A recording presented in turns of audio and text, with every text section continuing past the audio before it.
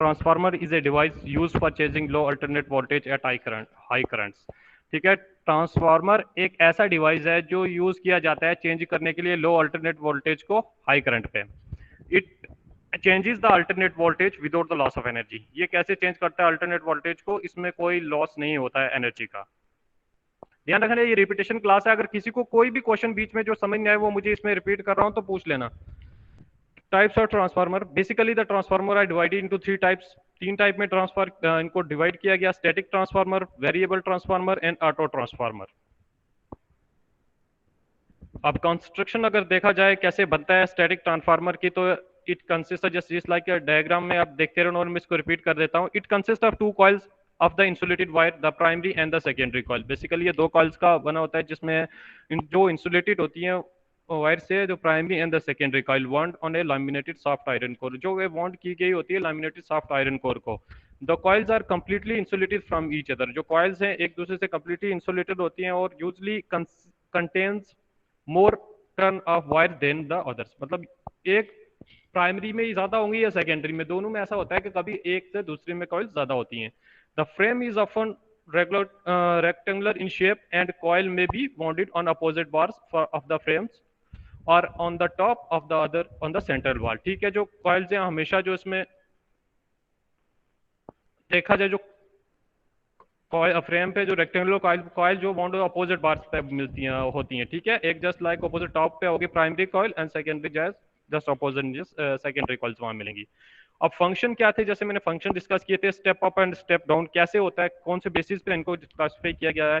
A transformer perform the following function, कौन कौन से, altering the voltage of an alternate current. वो क्या करता है, अल्टर करता है वोल्टेज को जो अल्टरनेट करंट की। कैसे, the EMF induce in the secondary coils depend upon the number of wires it has. जो ईएमएफ इंड्यूस होता है सेकेंडरी कॉइल्स में वो डिपेंड रहता है कि इसके पास कितनी number of turn of wires हैं। ठीक है, रिलेटिवली तो primary as compare to primary. तो जो प्राइमरी नंबर ऑफ कॉइल्स कितनी है, इसी से हमें सेकेंडरी और प्राइमरी दोनों को, सॉरी, इसी से स्टेप अप और स्टेप डाउन, इसी के बेसिस पे इनको क्लासिफाई किया गया है। Depending on the number of turn the transformer can be classified step up transformer and step down transformer. तो स्टेप अप में जैसे मैंने आपको पहले भी बताया था, if the number of turn in the secondary are more than of the primary, जो नंबर ऑफ टर्न्स है सेकेंडरी में अगर देखा जाए वो प्राइमरी से ज्यादा है, the voltage develop in the secondary will be increase और स्टेप अप। जो वोल्टेज वहां पे डेवलप होगा वो बढ़ेगा, दैट इज इंक्रीज, और उसी को हम स्टेप अप कहते हैं।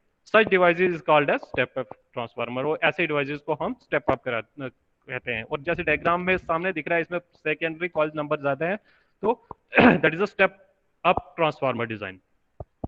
अगर सेकेंडरी देखा जाए, if the secondary coils has a few turn than the primary, just one,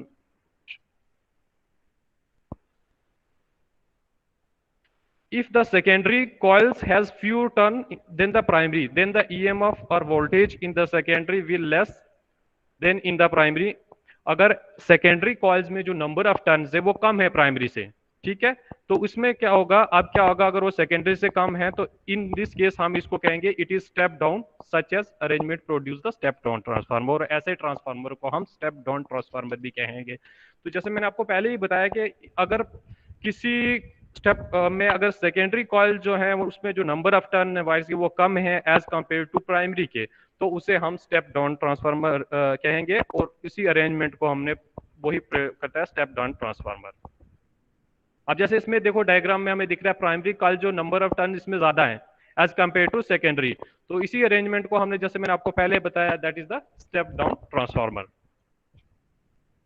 even ratio की बात की जाए, जैसे मैंने प्रीवियस लेक्चर में भी आपको बताया था, जब दोनों बराबर होंगी, ठीक है, प्राइमरी जैसे प्राइमरी और सेकेंडरी में नंबर ऑफ जो वायर्स की जो टर्न्स हैं वो बराबर होंगी, तो दैट्स उसमें वोल्टेज भी बराबर होगा, तो उसी को इवन रेशो भी कहते हैं। तो इसी चीज को डिस्क्राइब किया गया है, if the number of turns in the primary and secondary coils is same. अगर जो नंबर ऑफ टर्न है प्राइमरी और सेकेंडरी कॉइल्स में वो सेम है, the voltage in the primary is same as that of the secondary. और इसी से क्या होगा, जो वोल्टेज है वो प्राइमरी में भी सेम रहेगी एज कंपेयर टू सेकेंडरी, तो उसी डिवाइस को हम इवन रेशो ट्रांसफार्मर भी कहते हैं। नेक्स्ट अगर देखा जाए working of a static transformer, अब स्टैटिक ट्रांसफार्मर काम कैसे करता है।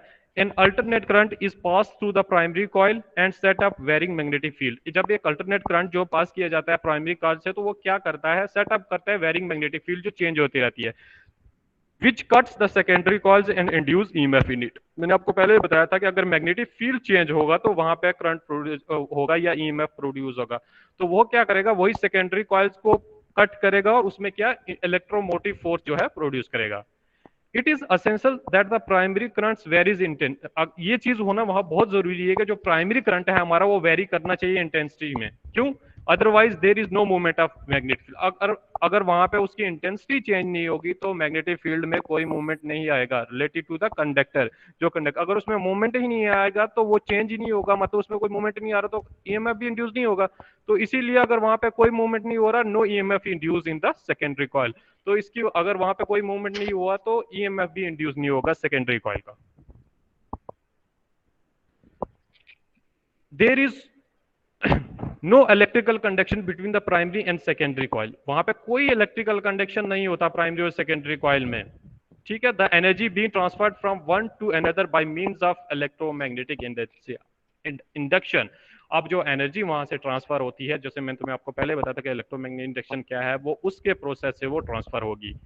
The core serve to concentrate the magnetic field. जो कोर है वो किस लिए सर्व होता है, मतलब वहां पर समझो वो concentration of magnetic field and is made of soft iron. वो सॉफ्ट आयरन का बना होता है। As the material easily magnetize and demagnetize, जैसे हम इस मटेरियल को इजिली मैग्नेटाइज और डिमैग्नेटाइज भी कर सकते हैं। It is laminated to prevent the eddy current. जैसे मैंने एडी करंट्स बताया था, अगर आप उसको आयरन को जो आप उसको लेमिनेट नहीं करके वो सॉलिड फॉर्म में है, किसी भी कंडक्टर के बीच में आपने उसको रख दिया, उस पे ऊपर मैग्नेटिक लाइन ऑफ फील्ड्स हैं, तो उसमें से जो करंट पास होगा वो करंट पास नहीं होगा बल्कि वो सर्कुलर फॉर्म में वहां बनेगा। ठीक है, अप एंड डाउन एरो के। तो अगर इसको प्रिवेंट करने के लिए एडी करंट को, तो हम इसको लेमिनेट करते हैं। अगर जरूरत है तो हम रखते हैं, अगर नहीं जरूरत है तो हम उसको प्रिवेंट करने के लिए उसको लेमिनेट कर देते हैं। जस्ट लाइक वेरिएबल ट्रांसफार्मर, ये क्या था, it consist of A primary and secondary coils. ये इसमें भी प्राइमरी और सेकेंडरी कॉइल्स थी, but is constructed so that one of them can be alter in length. अब इनकी जो बनावट थी, आज जैसे बनाए गए थे, इसमें दोनों में से एक की लेंथ को अल्टर कर दिया है। ठीक है, या प्राइमरी या secondary. The primary coil has number of tapping turn from. जो प्राइमरी कॉइल इसमें नंबर ऑफ टेपिंग है जो उसे ली गई है, taken from it, and movable contact can be made by any one of this by turning it. अब इसके ऊपर एक मूवेबल कॉन्टैक्ट भी बनाया जाता है नोब से, दोनों में से किसी में भी।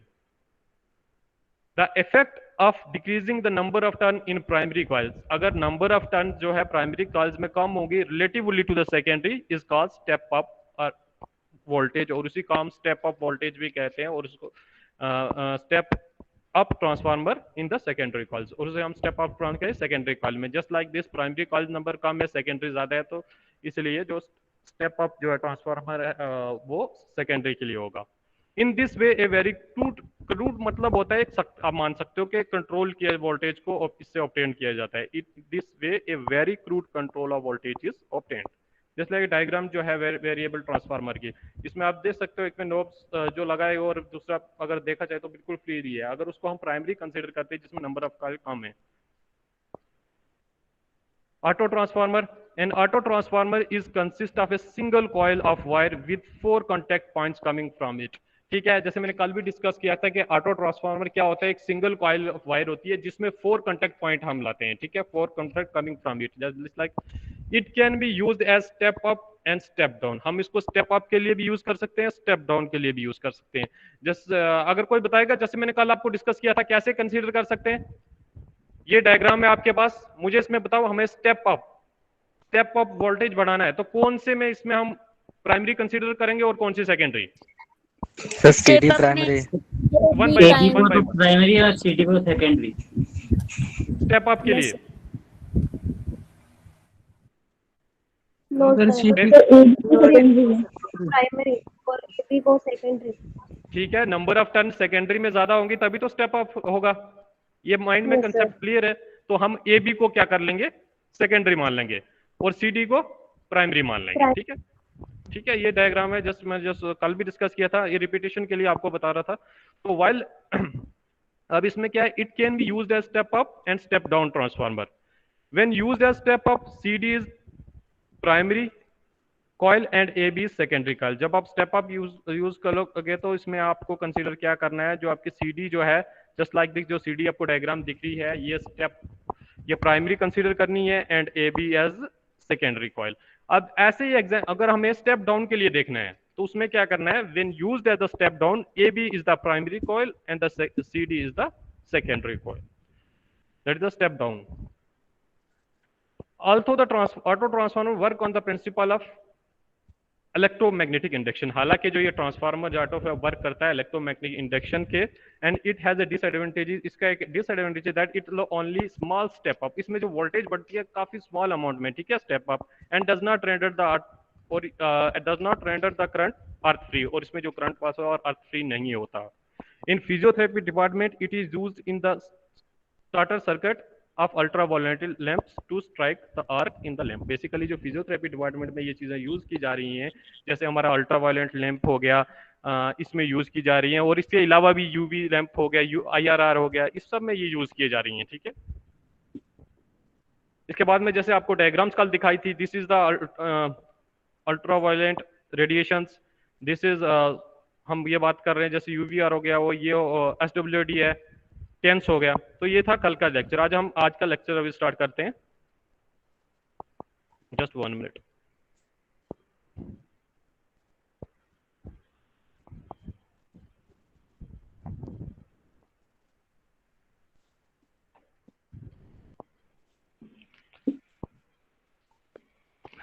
स्क्रीन प्रेजेंट हो रही है? Yes sir.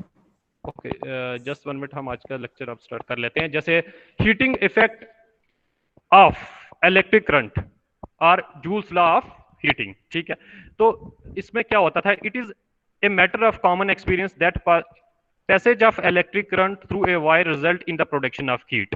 ये कह रहा है कि ये कॉमन एक्सपीरियंस है कि जब भी इलेक्ट्रिक करंट जो पास करेगा किसी वायर से, तो उसमें क्या होगा, प्रोडक्शन ऑफ हीट, उसमें प्रोडक्शन ऑफ हीट होगी। क्या ये सही, राइट है या गलत है? सब कोई भी बच्चा, मतलब कहने का मतलब सही है, सब इससे यस सर। एग्री करते हैं? Yes sir. ओके, तो ये पहली लाइन इसने यही लिखी है कि it is a matter of common experience that passage of electric current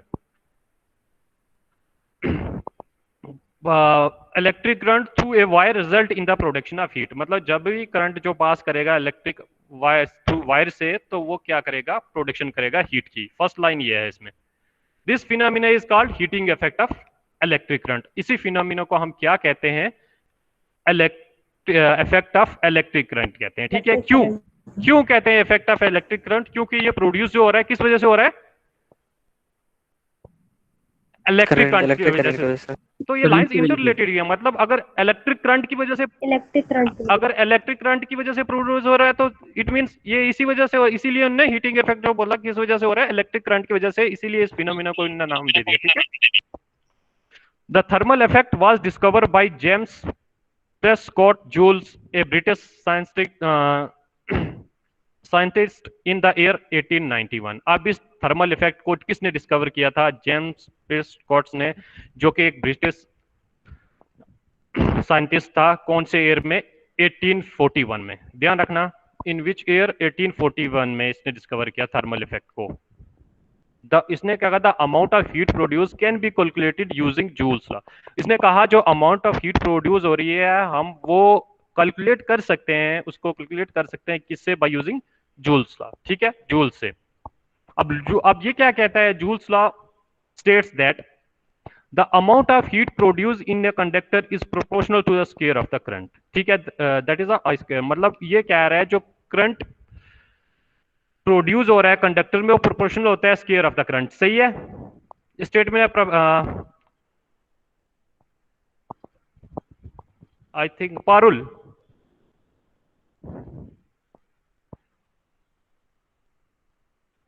are you there? Yes sir. ये स्टेटमेंट सही है क्या? आपने जैसे ये कह रहा है, the amount of heat produce in a conductor is proportional to the square of current. आपकी आवाज नहीं आई। अच्छा, अभी भी नहीं आ रही? हाँ अब आ रही है।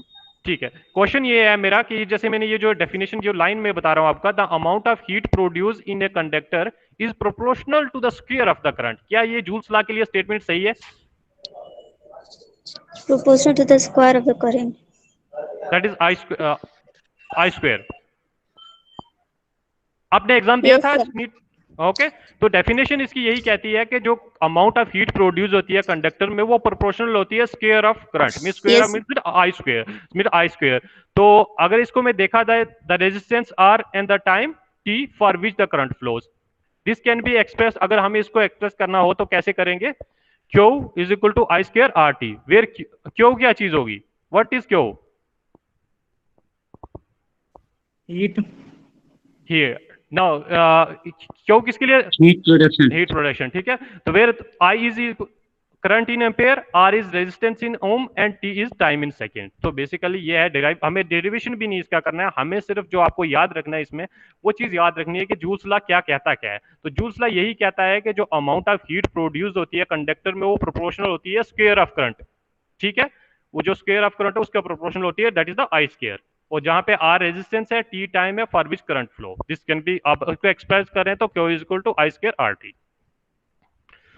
When an electric current is passed through a conductor, it is heated up. जब जैसे अभी आपने बात की, मैंने आपको ये बताया कि इलेक्ट्रिक करंट किसी भी वायर से पास करेगा तो वहां पे हीट प्रोड्यूस होगी। अब वही चीज यहाँ पे हो रही है कि जब when the electric current is passed through a conductor, pass to conductor, जब इलेक्ट्रिक करंट जो है पास कर रहा है कंडक्टर से, इट इज हीटेड अप। अब वहां पर क्या होगा? हीट हो जाएगा, as it evident from the Joule's law. ये कहां से हमें मिला? जूल्स लॉ से हमने बात करी, ठीक है। जूल्स लॉ ने ये बताया थर्मल इफेक्ट जो हमें मिला, ठीक है। तो जैसे ही इलेक्ट्रिक करंट जो पास करेगा कंडक्टर से वो उसको हीट कर देगा, और ये एविडेंट है हमें जो बोलता है वो जूल्स लॉ से मिला। The mechanism of heat production can be explain on the basis of electron theory. ये थ्योरी थोड़ा ध्यान से सुनना। जो इसका मैकेनिज्म है हीट प्रोडक्शन कैसे होता है वो on the basis of electron theory के बेसिस पे डिस्क्राइब किया गया, ठीक है। क्या कहती है वो थ्योरी? उसके अकॉर्डिंग क्या हो रहा है? We state that when a potential difference is applied across the conductor, जब हम पोटेंशियल जो है डिफरेंस है हम अप्लाई करते हैं across a conductor, and electric field is established, वहां पे क्या होगा? इलेक्ट्रिक फील्ड जो है एस्टैब्लिश होगी एट ईच पॉइंट, हर एक पॉइंट पे। ये कह रहा है कि जब हम पोटेंशियल डिफरेंस अप्लाई करेंगे किसी भी कंडक्टर के अक्रॉस, तो वहां पे एक इलेक्ट्रिक फील्ड एस्टैब्लिश होगा जो हर एक पॉइंट पे होगा, and hence electron are accelerated in opposite direction.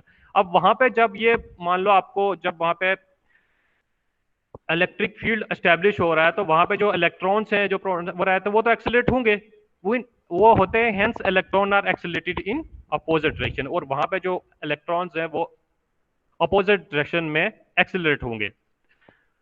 These electron collide with the positive ions and lose their energy। अब ये जब वहां पे पॉजिटिव आयन, देखो जहां पे इलेक्ट्रॉन्स होते हैं वहां पे और क्या साथ में होता है? इलेक्ट्रॉन्स, और कौन कौन सी चीज? इलेक्ट्रॉन, प्रोटॉन, ठीक है। मैंने आपको बताया जहां पे दोनों के साथ नंबर हमेशा साथ, एक इलेक्ट्रॉन के साथ एक प्रोटॉन, ठीक है, ठीक है। अब जब ये हवा में जाएंगे तो एक्सीलरेटर अपोजिट डायरेक्शन में ब्रेक करेंगे, तो इससे क्या होगा? तो इस electron collide with opposite ions, जो वहां पे अपोजिट आयंस हैं उनके साथ ये कोलाइड करेंगे, लूज देयर एनर्जी। इससे क्या होगा? उनसे जो एनर्जी है वो लूज करेंगे।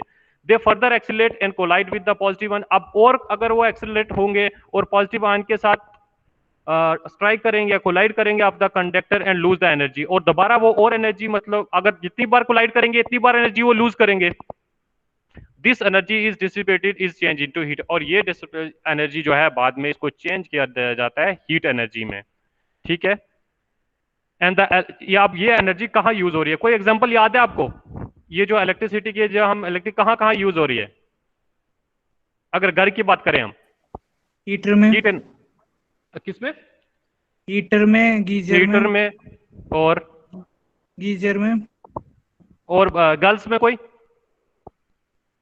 आयरन में। ग्रेट, ठीक है। तो बेसिकली अगर देखें बहुत कॉमन एग्जांपल्स हैं, अगर देखें जैसे इलेक्ट्रिक बल्ब हो गया, ठीक है, इलेक्ट्रिक आयरन हो गया, इलेक्ट्रिक हीटर हो गया, और based on the thermal effect of heat. ये किस पे बेस है? On the thermal effect of current के पर बेस है, ठीक है। That is the common examples. In physiotherapy department the device like SWD, SWD and MWD। अब क्या फर्क इसमें डिफरेंस, कोई इसको डिफरेंशिएट कर पाएगा? SWD की फुल फॉर्म क्या? Short wave diathermy. MWD वो नहीं पता। कोई भी स्टूडेंट गैस करेगा, 1 मिनट है आपके पास। इसी से मिलता है। शॉर्ट के बाद क्या आता है? 3 अगर मान लें हम, शॉर्ट होता है, मीडियम सेकंड क्या? मीडियम। Medium diathermy.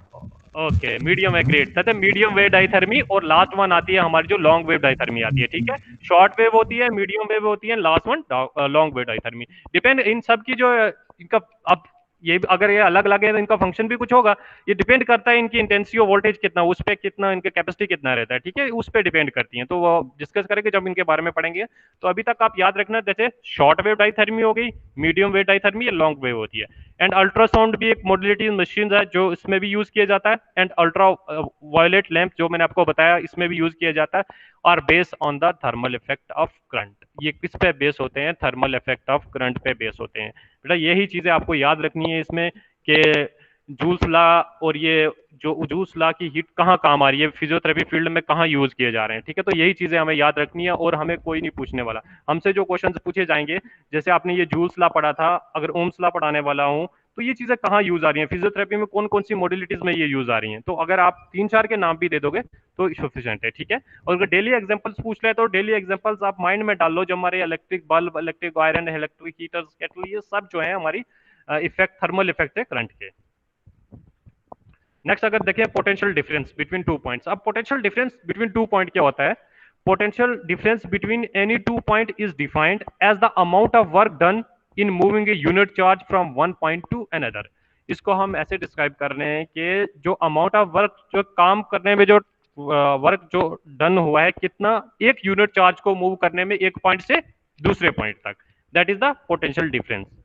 मैं फिर से रिपीट कर रहा हूं, potential difference between any 2 point is defined as the amount of work done in moving a unit charge from one point to another. मतलब कितना काम किया गया है एक यूनिट चार्ज को मूव करने में one point to another place, that is the potential difference between the 2 points. याद रखना ये चीज, क्लियर है ये?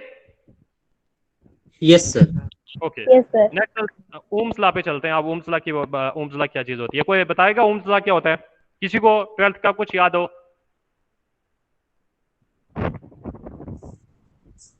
ओम्स लॉ क्या कहता है? किसी भी लैंग्वेज, आप किसी भी लैंग्वेज में आप बोल सकते हो, कोई इशू नहीं है इसमें। सर इसमें जो इलेक्ट्रिक करंट होता है वो तो डायरेक्टली प्रोपोर्शनल होता है वो वोल्टेज की, और इनवर्सली प्रोपोर्शनल होता है रेजिस्टेंस के। और कोई? ठीक है, okay, thank you. Next one. Okay, चलो मैं स्टार्ट कर देता हूँ, मैं बता देता हूँ।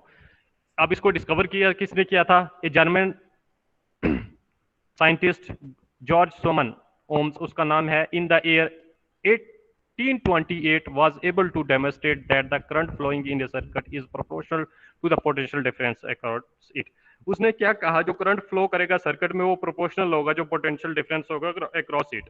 तो ये किसने दिया था? सबसे पहले जर्मन साइंटिस्ट था जॉर्ज सोमन ओम्स, उसका नाम है पूरा, ठीक है। कब दिया था? 1828 में। उसने ये कहा कि जो करंट फ्लो कर रहा है सर्किट में वो प्रोपोर्शनल होता है पोटेंशियल डिफरेंस के जो अक्रॉस इट होता है। He found a law on the basis of relation which is known as Ohm's law. उसने कैसे ये लॉ फाउंड किया? उसने रिलेशन बनाया और उसी को हमने on the basis of relation, उसी को हमने ओम्स लॉ कहा। अब ओम्स लॉ क्या कहता है? The current flowing through a metallic conductor is directly proportional to the potential difference across it। अब पोटेंशियल डिफरेंस क्या, जैसे वोल्टेज उसने बोला, तो इसने ये बोला जो करंट फ्लो कर रहा है मेटालिक कंडक्टर के, वो डायरेक्टली प्रोपोर्शनल होता है potential difference applied across it. जो इसके पोटेंशियल डिफरेंस जो हमने अप्लाइड किया है across its ends, and inversely proportional to the resistance of the conductor, और वो इनवर्सली प्रोपोर्शनल होता है रेजिस्टेंस ऑफ द कंडक्टर के, provided all the physical condition remains constant. अब इसमें ये चीज आप लोग मुझे बताओगे कि फिजिकल कंडीशन कौन कौन सी जो हमें कांस्टेंट रखनी है, कौन कौन सी कंडीशन होंगी ये? डेंसिटी, और कोई? टेम्परेचर। Temperature, great. और एनीवन? ओके, ग्रेट, ठीक है। चलो मैं इसको रिपीट आगे बताता हूं, मैं वो भी बताता हूं। तो जस्ट इसने जो पहला ओम्स लॉ ने ये कहा, the current flowing through a metallic conductor is directly proportional to the potential difference across its and.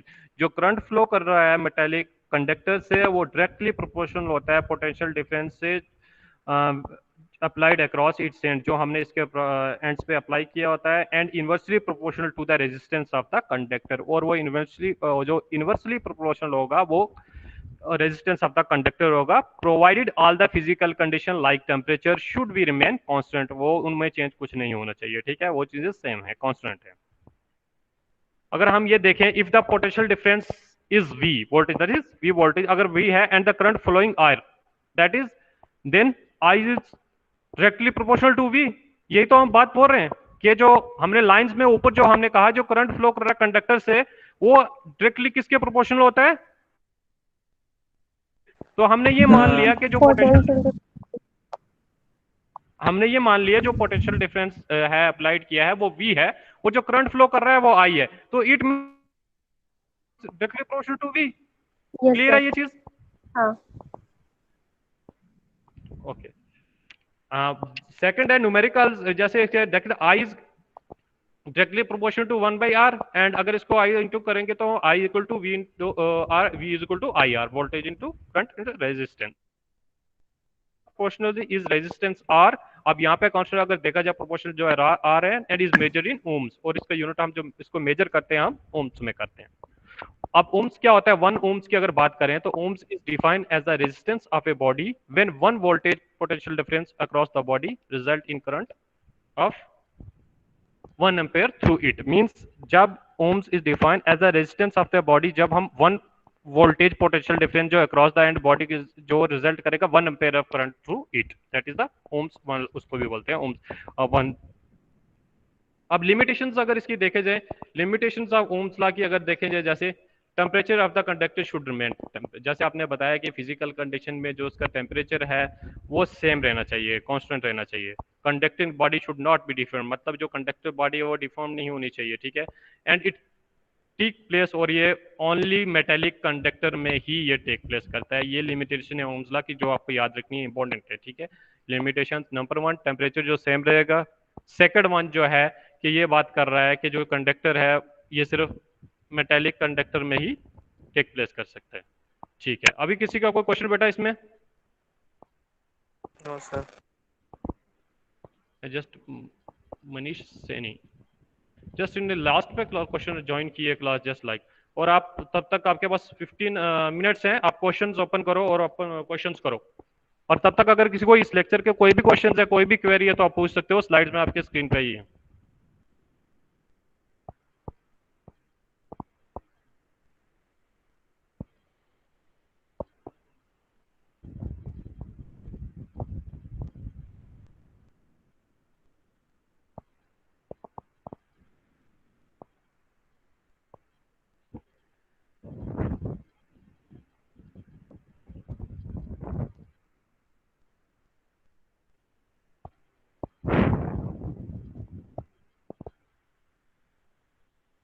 Everyone should open there questions. Question खोले बेटा आपने IMCRP पे, 16 स्टूडेंट है टोटल।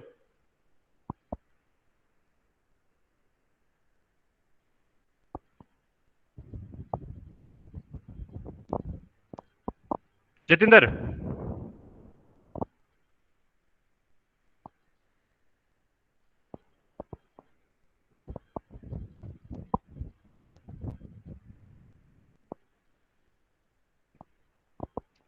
यस सर, खोल लिया। क्वेश्चन खोल लिया क्वेश्चन सर। 1 बाय 1 पढ़ो, 1 बाय 1 एक क्वेश्चन पढ़ो। First question who discover thermal effect? किसने किया था? First James Perkinson Joule. ठीक है, और वर्षा सही बता रही है? नो अगर सर, किसी को डाउट हो, सेकंड क्या था?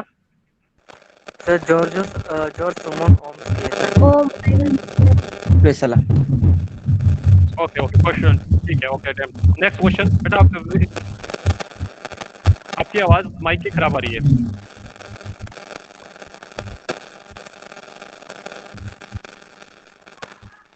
Sir who discovered thermal effect? किसने किया था thermal James effect? Prescott joule ने। एवरीवन सबको ठीक है? किसी को डाउट इसमें? कोई डाउट था क्लास में? किसी को कुछ भी पूछना हो?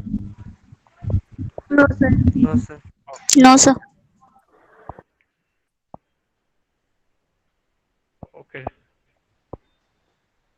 ठीक है, थैंक यू। मैं आपके जस्ट अब 5 मिनट्स बाद मैं आपके ग्रुप में भेज देता हूँ, मैं ये स्लाइड्स आपके ग्रुप में डाल दूंगा, ठीक है। और गूगल फॉर्म भी विदिन में 5 मिनट्स में क्रिएट करके आपके पास भेज रहा हूँ। ओके गूगल फॉर्म जरूर करना है, जितने भी 16 to 17 स्टूडेंट आज ज्वाइन किए थे सबको गूगल फॉर्म भर। पहल का है okay sir. Okay, thank you, thank you. Thank you sir.